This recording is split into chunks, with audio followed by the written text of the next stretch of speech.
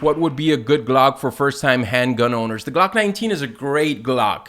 It's obviously very popular. This is what I run because of the size and the amount of rounds that you can carry.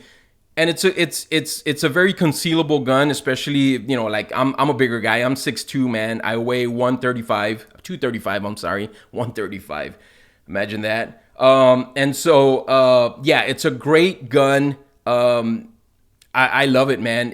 You know, it's accurate enough, and you can customize it. You know, Glocks are the 350 engines of the gun industry. You know, back then, 20 years ago, you could walk into a 7-Eleven and buy a carburetor for a 350. Same thing with a Glock, man. I mean, you can find parts for it everywhere, and so that's why a lot of people love them. They're reliable, they're tried and true, and they're just great guns.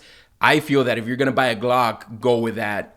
For conceal carry, if you're looking for something to take out to the range, then obviously look at the 17. I like the 9mm round. It doesn't kick as much. The 40, it's kind of like a compromise round between the 9 and the 45. The 40 kicks like a mule, or it kicks almost as bad as the 45. So, you know, yeah, you get more rounds than the 45, but then ballistics, nowadays with the ammo that's coming out, you know, 9mm rounds have pretty good knockdown power, and so on and so forth. I'm not a professional in this, but I do a little bit of research here and there. I like 9. I like the Glock 19. That's what I run consistently, almost on a daily basis. I also run the M&P Shield. I run the Glock 43, and I'm starting to get into the P365. But you know, I'm just a creature of habit, as most of us are.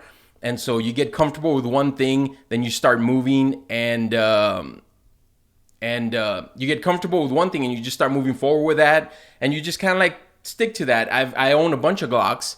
I own about 4 Glocks, plus the 17. So yeah, I own a bunch of Glocks. I like Glocks, but I also own a bunch of other guns. I own an F&P 45, which I love.